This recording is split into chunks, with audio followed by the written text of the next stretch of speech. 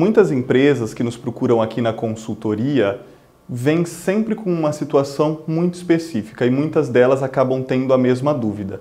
Aí eu pergunto para você que está me assistindo, você sabe diferenciar de onde vem o recurso que você usa hoje na sua empresa? Se ele é de capital próprio, se ele é de capital de terceiros? Você sabe medir o grau de endividamento da sua empresa hoje? Se você quer entender um pouco mais, fica até o final do vídeo. Inclusive, eu vou dar algumas dicas, se o seu caso for de um grau de endividamento alto, como fazer para reverter essa situação.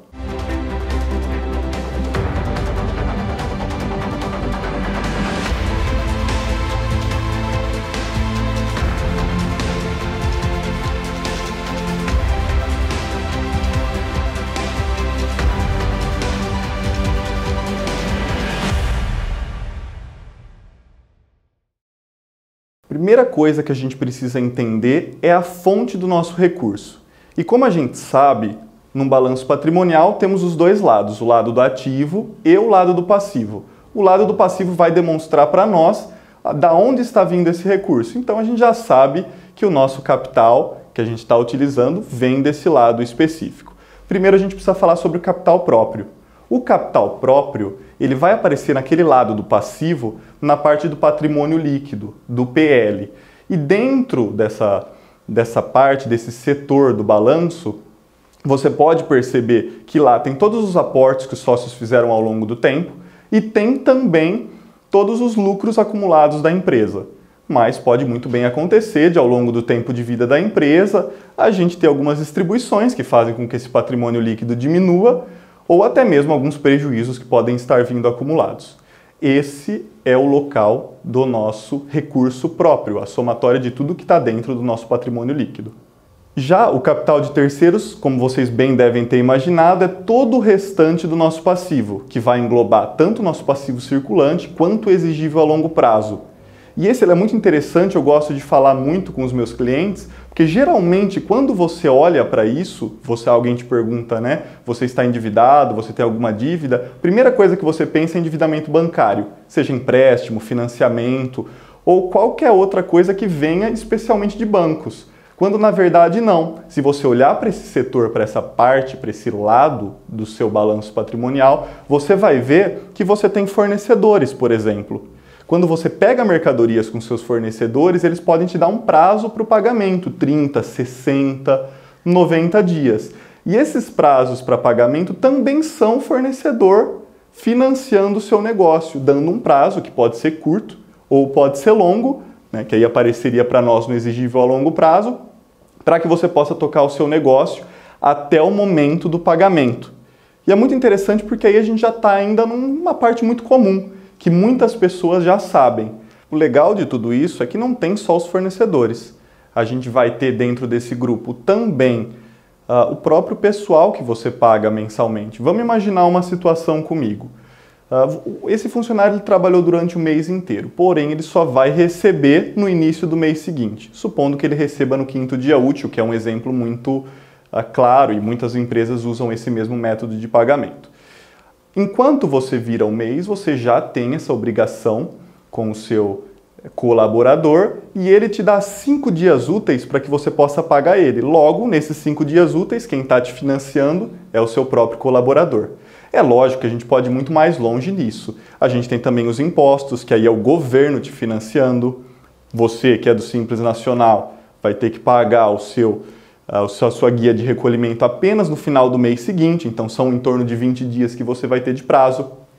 Se você recolhe através do lucro presumido ou lucro real, pode ser que o seu IR, o Imposto de Renda, e o CSLL, a Contribuição Social, ela possa inclusive ter 1 ano de prazo.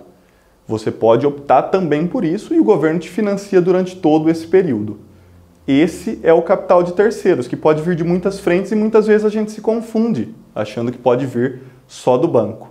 E qual que é a importância de saber disso? Você que já tem uma empresa ou você que pretende abrir uma empresa, tem que sempre analisar o quanto você vai precisar proporcionalmente de um e de outro. O quanto eu preciso de capital próprio e o quanto eu preciso de capital de terceiros.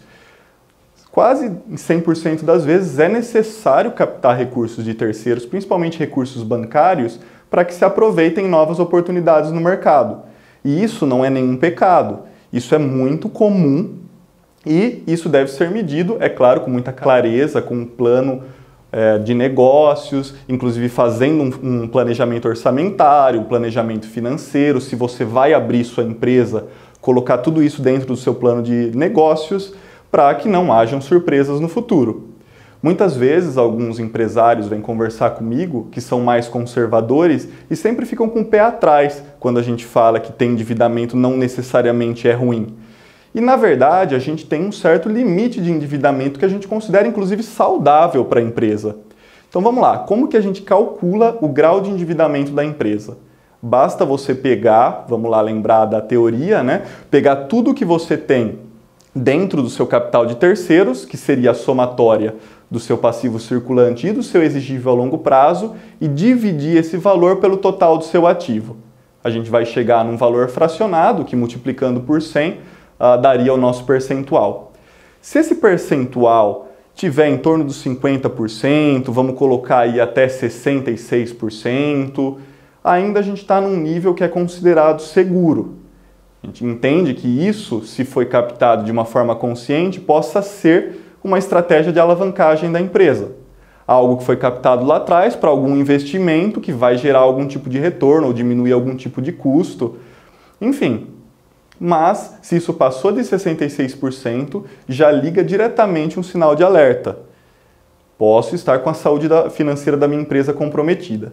É claro que quando a gente fala dessa parte financeira, saúde econômica da empresa, a gente nunca pode usar um só indicador. Então, só olhar isoladamente para o grau de endividamento, muitas vezes é um tiro no pé, mas ele ajuda bastante no que diz respeito a ter uma noção geral e a partir daí a gente pode pegar outros indicadores e achar uma solução a partir disso.